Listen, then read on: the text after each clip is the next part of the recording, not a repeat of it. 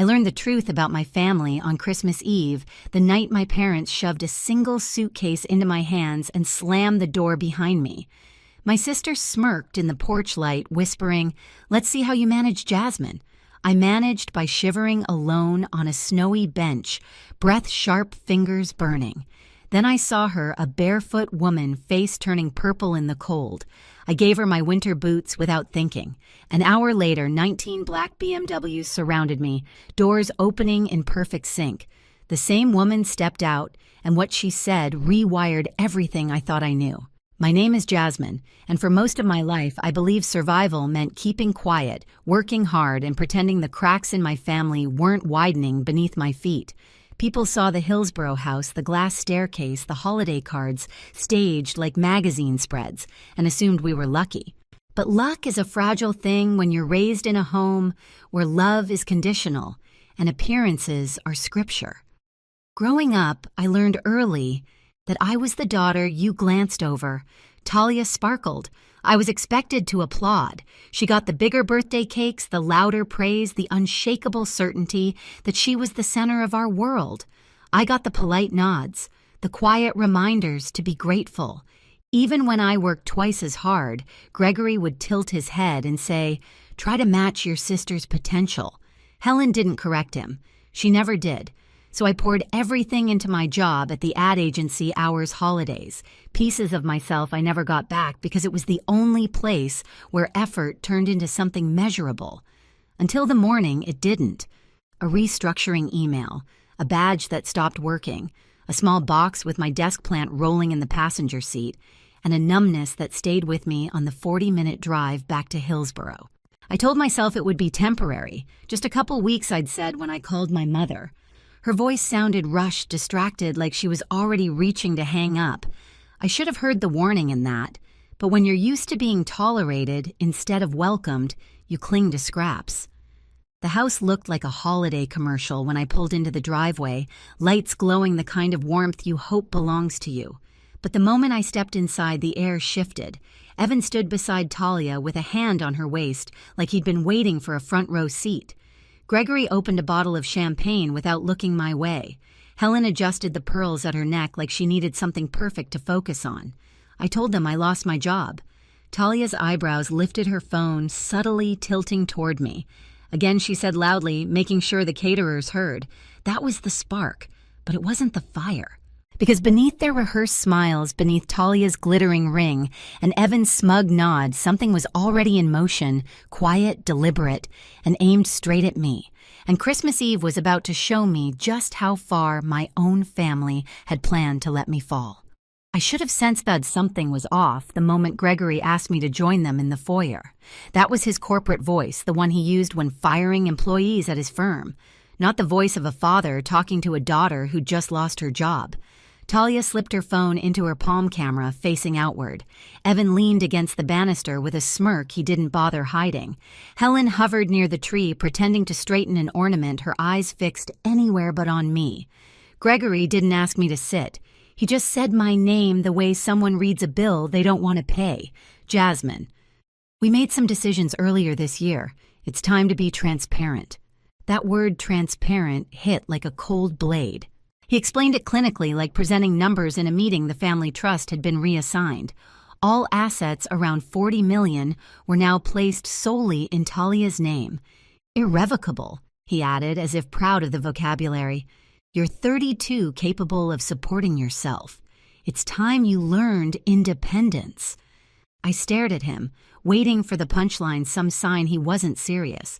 But he only pressed his lips together in that firm, managerial way. Helen finally looked at me, but only for a second, like eye contact might shatter her.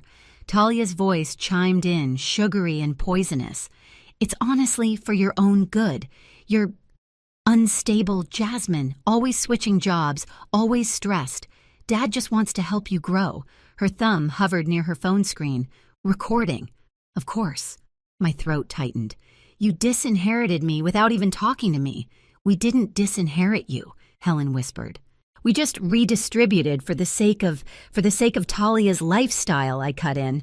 The silence that followed was confirmation. Evan laughed under his breath. Come on, Jazz. Don't make this dramatic. Gregory lifted a hand to silence me before I even spoke. You have 20 minutes to gather what you need. Security will escort you tomorrow for the rest. The floor tilted. 32 years, and that was it. A closed file. I walked upstairs in a daze, passing framed photos of Talia winning pageants, graduating, posing with trophies. There were none of me. Not one. I paused at my bedroom door, the room I'd painted myself at 16, the room that still smelled faintly like the lavender candles I used to hide under my bed.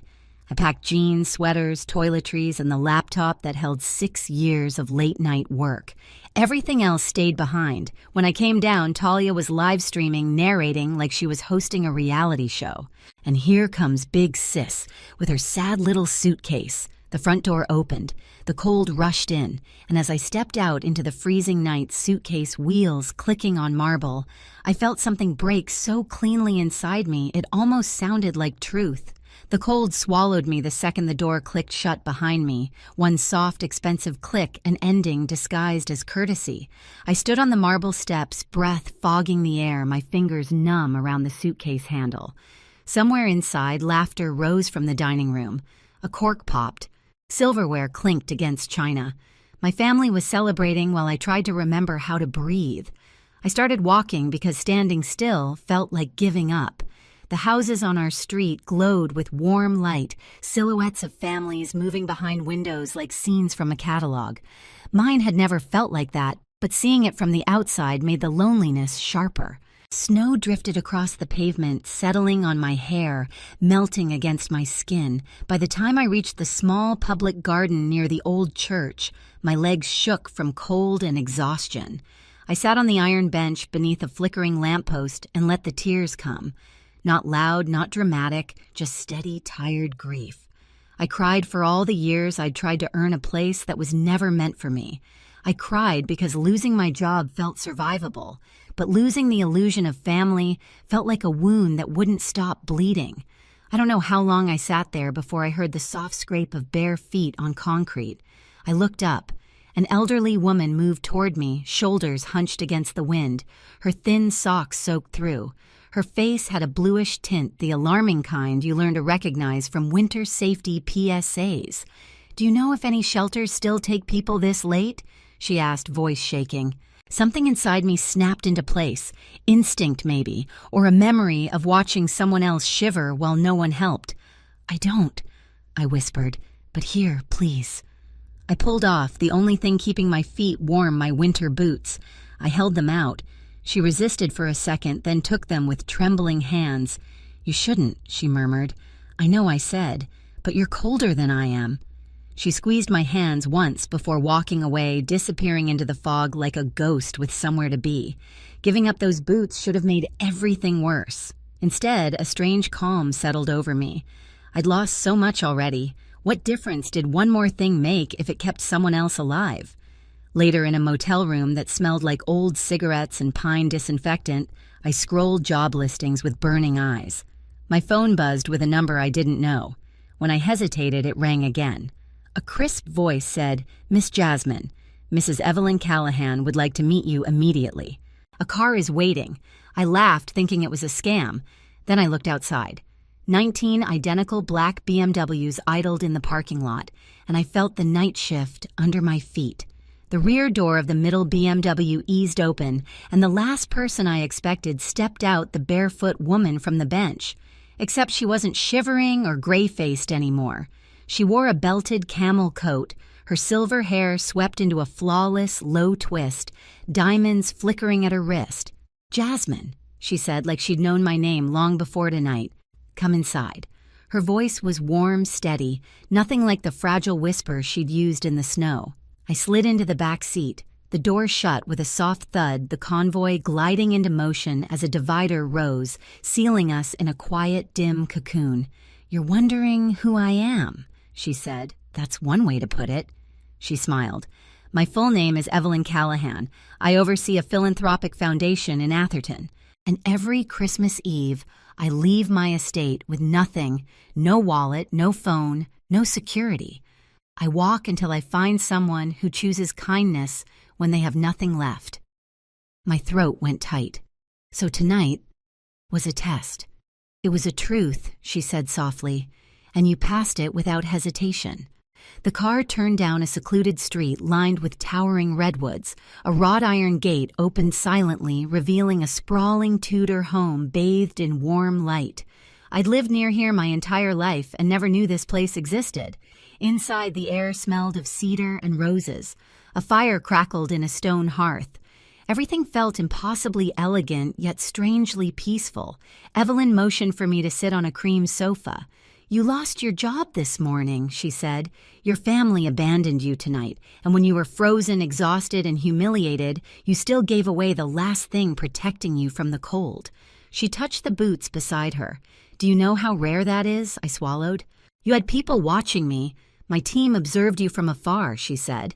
"They saw you check into a motel with cash, apply for dozens of jobs, cry in the shower. Not once did you call your family or try to track me down for recognition." Heat rose in my face. "Why me? Because I have no heirs," she said, "and I am tired of letting strangers decide the fate of what my husband and I built. I want someone who knows what it feels like to be invisible, someone who gives not out of abundance, but out of truth." Her eyes softened. "I'm offering you a room here, a salary, and a 5-year apprenticeship. If at the end you are still the woman I believe you are, you will run the foundation." The air stalled in my lungs. "You're serious?" She nodded. "Completely. But what if I fail?" "You won't," she said, "because people who give when they have nothing rarely do." I didn't trust my voice, so I just nodded. "Come," she said. "Your new life begins now."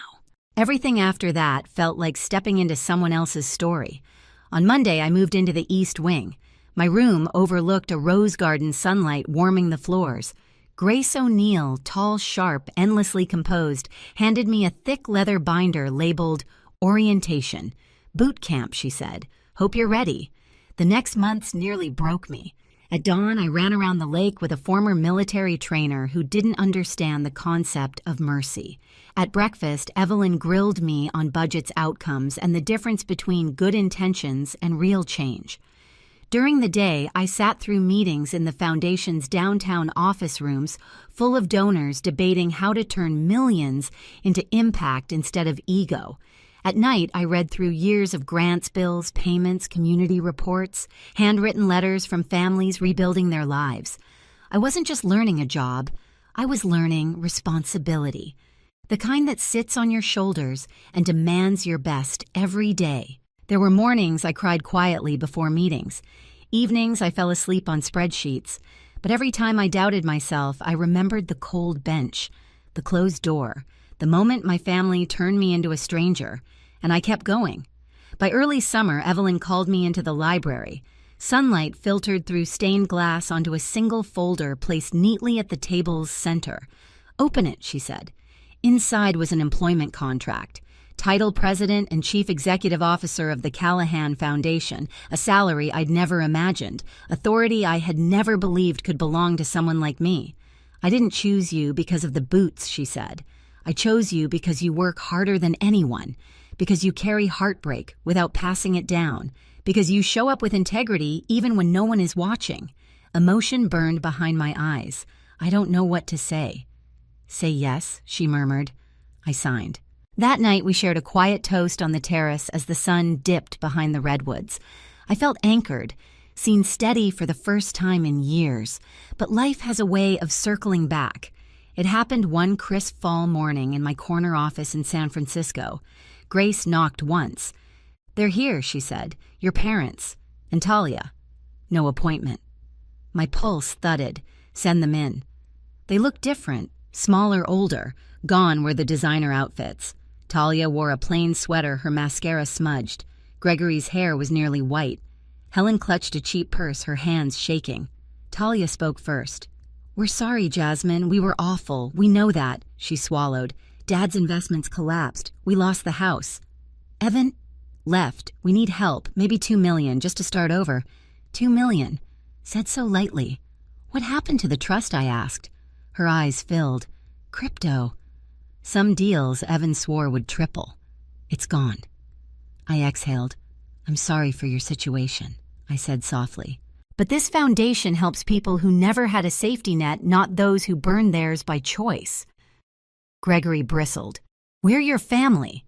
I know, I said, but family doesn't erase accountability. I slid 3 business cards across the table: financial recovery debt, management counseling support. This is what we offer everyone, including you. Talia's face collapsed. You're really not giving us anything. No, I said, because I finally know the difference between saving someone and enabling them. Helen whispered, we're sorry. And for once, I believed her. Security walked them out. Grace lingered by the doorway. Are you okay? I watched the city stretch beneath the glass. Yes, I said. For the first time, yes. In the weeks after they left my office, something inside me settled. Not triumph, not bitterness, just a steady, grounded calm.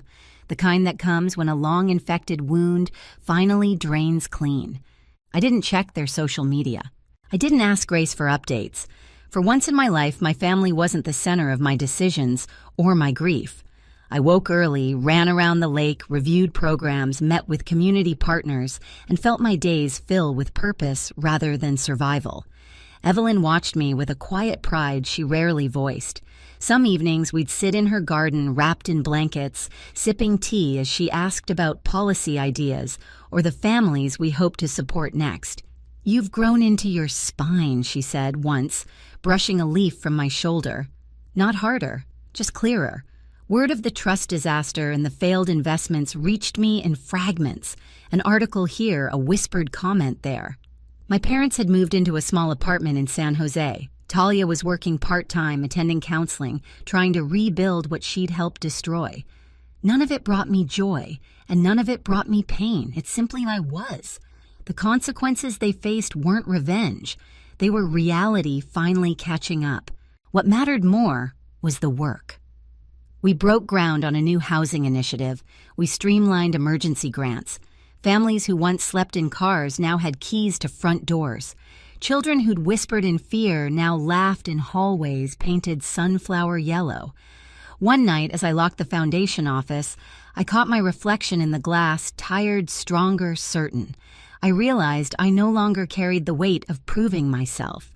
I had already become the version of me I once needed. The day we opened Second Home, the plaza buzzed with families, volunteers, donors, and kids racing between planter boxes like they already belonged there. As the ribbon fluttered in the breeze, I stepped to the podium and looked out at hundreds of faces, some hopeful, some exhausted, all searching for steadiness. I thought of the girl I'd been on that frozen bench, shaking, discarded, convinced she had no future left to claim. So I told the crowd what I wish someone had told me. Back then, you are not disposable. You are not defined by who failed to love you. You are defined by who you choose to become when the door closes and no one is looking. When the applause rose, I felt something settle inside me, light, whole, unburdened. If this story touched you, share your thoughts in the comments and subscribe for the next chapter.